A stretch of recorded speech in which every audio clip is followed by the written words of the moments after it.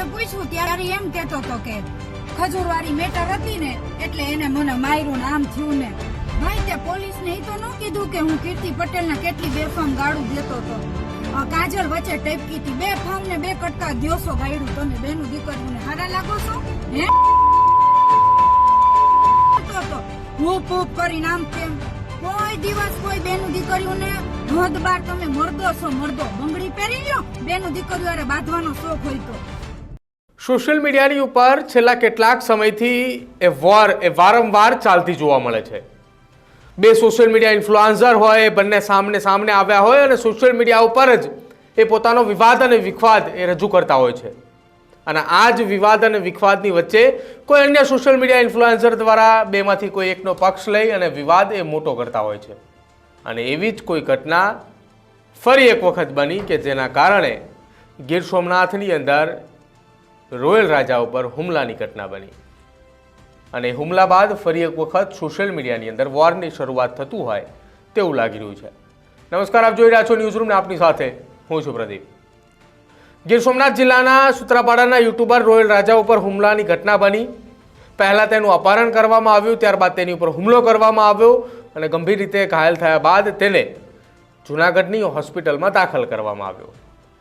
આ ઘટના સંદર્ભે પોલીસે અત્યારે 7 આરોપીઓની ધરપકડ તો કરી છે, પરંતુ આ તમામની વચ્ચે સોશિયલ મીડિયાની અંદર ફરી એક વખત વોરની શરૂઆત થઈ હોય તેવું લાગી રહ્યું છે. જે રોયલ રાજાએ જૂનાગઢની હોસ્પિટલની અંદરથી આક્ષેપો કરતા કહ્યું હતું કે મારી મૂછ કાપવા અને વાળ કાપવા અને સાથે સાથે મને મારવા પાછળ કઈ વ્યક્તિનો હાથ છે. જો કે એટલા નિવેદન આપતાની સાથે જ સોશિયલ મીડિયાની અંદર એટલા માટે વોર શરૂ થઈ છે કે હવે social media influencer Shweta Jain કે જેને પોતાના આઈડી ઉપર એક વિડીયો બનાવીને મૂક્યો છે અને વિડીયોની અંદર તેમણે રોયલ રાજા ઉપર ગંભીર આક્ષેપો લગાવ્યા છે.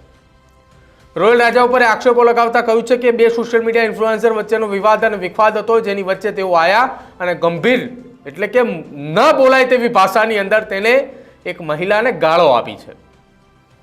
હવે આ વાતની અંદર કેટલી તથ્યતા છે તે તો તપાસનો વિષય છે, પરંતુ સોશિયલ મીડિયા ઉપર જે વોરની શરૂઆત થઈ છે અને જે રોયલ રાજા ઉપર આક્ષેપો લાગ્યા છે તેમાં શ્વેતા જૈને શું પોસ્ટ કરી છે એ સાંભળો પહેલા તમે. આ રોયલ રાજાને ભલે ગમે ને માર્યો, તેને પોલીસે પૂછ્યું ત્યારે એમ કહેતો હતો કે ખજૂરવાળી મેટર હતી ને એટલે એને મને માર્યું ને આમ થયું ને. ભાઈ તે પોલીસને એ તો ન કીધું કે હું કીર્તિ પટેલને કેટલી બેફામ ગાળું દેતો હતો. ખજૂરને કીર્તિનો વિવાદ હતો, એમાં રોયલ રાજા વચ્ચે ટપકો હતો એટલે એને એના કર્મોનું ફળ મળી ગયું. હું કોઈના સપોર્ટમાં નથી, પણ બે ફામ ને બે કટકા રોયલ રાજા બોલ્યો હતો. કોઈ પણ બેનું દીકરીઓને આટલી બધી ગાળું ન દેવાય. તારો કઈ પ્રશ્ન જ નહોતો, તને તારા કર્મનું ફળ મળી ગયું. એટલે કઉ છું કે આ જેવું કરશો ને એવું ભોગવશો. કીર્તિ પટેલનો કોઈ વાક જ નથી આમાં. વચ્ચે રોયલ રાજા ને ઓલી એની કાજલ વચ્ચે ટેપકી હતી, બે ફામ ને બે કટકા દ્યોસો ગાયડું. તમે બેનું દીકરીઓને હારા લાગો છો હે? તો હૂપ હૂપ કરીને આમ તેમ કોઈ દિવસ કોઈ બેનું દીકરીઓને હદ બાર તમે મરદો છો મરદો. બંગડી પહેરી લ્યો, બેનું દીકરીઓ બાંધવાનો શોખ હોય તો. મને ખબર છે કે કીર્તિ પટેલે તને માર નથી ખવડાવ્યો, તમે આ બધી મેટરમાં મુંડાવાની વાતમાં કીર્તિ પટેલને આમાં લાવો છો, પણ એનો કીર્તિ પટેલનો વાળ વાકોય નહીં થાય. એ બિચારીએ કેટલી ગાળો સહન કરી. આજે મારા મને કોક બે ફામ ગાળ દે ને તો આપણને એમ થાય કે આપણે.